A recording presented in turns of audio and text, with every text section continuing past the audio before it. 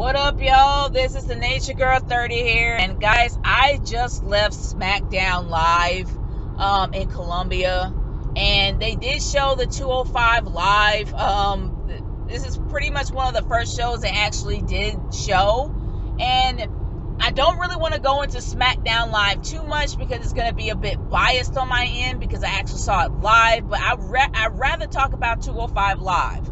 Now, my biggest issue that I had with 205 Live, the first time I heard that they're actually going to do it, is that they were going to put it at the 10 o'clock hour, which means that they were going to do it directly after SmackDown Live. That was my biggest problem because a lot of people are tired. They got to go to work in the morning. Most of those people that actually do come to SmackDown shows have kids. And most of the kids are below the age of 3. Well, at least probably at the age of 3 and above, like to age of 12 or maybe 10. So most of those kids, especially 8-year-olds or maybe 5-year-olds, they're going to really want to go to sleep. So a lot of people are going to start leaving, which unfortunately is what started happening.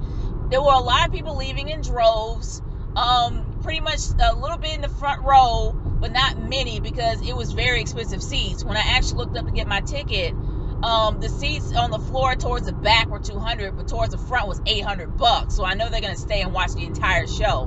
But the people that were pretty much sitting up in the stands, they started leaving, and most of them were high school or college students, so they ended up leaving. But other than that, there was enough people left behind when we actually did see when it actually started bringing out the cruiserweights. Now, I actually did talk. I did do some live tweeting, especially during SmackDown, and I actually did talk to Hill Steven. And I guess Hill Steven was pretty much surprised that there was a lot that they actually did do a cruiserweight line, like, you know, naming everybody one by one, and just like they did with the Cruiserweight Classic. Now, not a lot of people actually did watch the Cruiserweight Classic, so they didn't really know who everybody was unless you were really, really, really into cruiserweights. But they actually did do the roll call, and I thought it was actually pretty cool because it was their first show, so you can let it slide. But if they do it every night, it's going to be a problem. But I will say this. It actually was 3 matches, and it was about an hour long, so it wasn't too bad. The first match was a tag team match. The Bollywood Boys were way over. And I think that it was Gulak and Nice. It was like Gulak and Nice versus the Bollywood Boys. And the Bollywood Boys were extremely over. I never really imagined how over they were, but they really, really, really were over. Of course, they did get the win. It was actually a pretty great win and a decent show. But honestly, I'm gonna be real. The crowd got bored very quickly, and of course, they started shouting out random chants. I actually laughed really hard because there's one guy in the audience that was screaming "no" when a group of guys really did want to start a CM Punk chant. He ended that quick. But other than that, I digress. I'll move on from there. Now, when it comes to the second match of the night, was Arya Daivari. Who was in that match? Arya Daivari versus Jack Gallagher. Now, it was kind of funny because everybody kept getting his last name wrong. People kept calling him Gallagher instead of Gallagher. But other than that, Jack Gallagher makes it easy. Like, he was quite entertaining, but at a very steady pace. Unfortunately, of course, the American crowd, especially in South Carolina, were really not accustomed to a steady pace style wrestling. He was straight up, gentleman's brawler. And, they, of course, when it comes to European wrestling or European boxing, I don't know really much about it, but I do know that what I saw at the Cruiserweight Classic with Jack Sabre Jr. and also with Jack Gallagher, they kind of wrestled in the same style, pretty much at a steady pace, but really, really, really technical.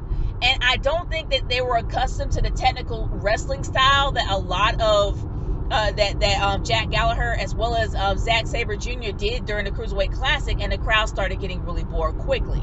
But I will admit this, Jack Gallagher was able to work with what he had. He was quite entertaining. I mean, not to mention that he actually put Daivari in a pretzel, which I thought was hilarious. But, I liked that match because it was funny, and Jack Gallagher really knew how to entertain the crowd. But the most amazing event of the night, the main event of the night, the one event I was not expecting the crowd to go over with, was Rich Swann versus the Brian Kendrick. I had no idea how lit up that place got when Rich Swann came out. I mean, oh my goodness gracious. He is so over with the crowd. Everybody loved him. They loved his dancing. Of course, I've said many times I am not into the whole shucking and jiving gimmick. But I will say this. That man knows how to entertain the crowd. He knows how to get people behind him. Don't get me wrong. I've heard enough sob stories, especially during the Cruiserweight Classic. And I'm just like, okay, I'm done with that. But honestly, it was more touching at the very end when, spoiler alert, for those that don't want to hear it, I'm just going to give you time to shut off if you don't want to hear who won. But I guess it's obvious to you guys. Rich Swann is now the new Cruiserweight Champion. And it was such a heart-clutching moment for him. Like, you can tell the guy had tears in his eyes. I mean, I didn't really see his eyes because he was actually facing the opposite direction. But his voice was cracking. He dedicated the match to his mom after his mom died. Honestly, it was amazing. It was an amazing moment. Rich Swann is a great man with a great amount of talent. Don't get me wrong. I don't like his shucking and jiving gimmick. But I absolutely believe that this guy is truly talented at what he does. And I have no problem with him being champion. My biggest concern is that at the next pay-per-view, whenever they decide to put the Cruiserweights in there, is that Brian Kendrick is going to win it back. I do not want 50-50 booking with this guy. I want Rich Swann to have a good and healthy title reign.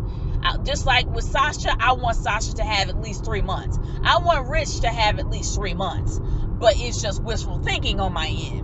But honestly, I really do hope that he's going to have the belt for a little while longer and not lose it at another pay-per-view. But my overall thoughts of 205 Live is this. This show has a massive amount of potential. And I honestly believe that if they actually have it set up properly, it could be a really amazing show. Now, the downfall of it all is that you don't really have any storylines. It's just straight up wrestling. So for people who are accustomed to watching storylines all the time, or at least having two wrestlers with storylines or dialogue going back and forth, this is not going to be the show for you. But if you are into the Cruiserweight Classic, if you love cruiserweights, if you love all different types of wrestling, from technical to high flying to lucha, you are going to love this show.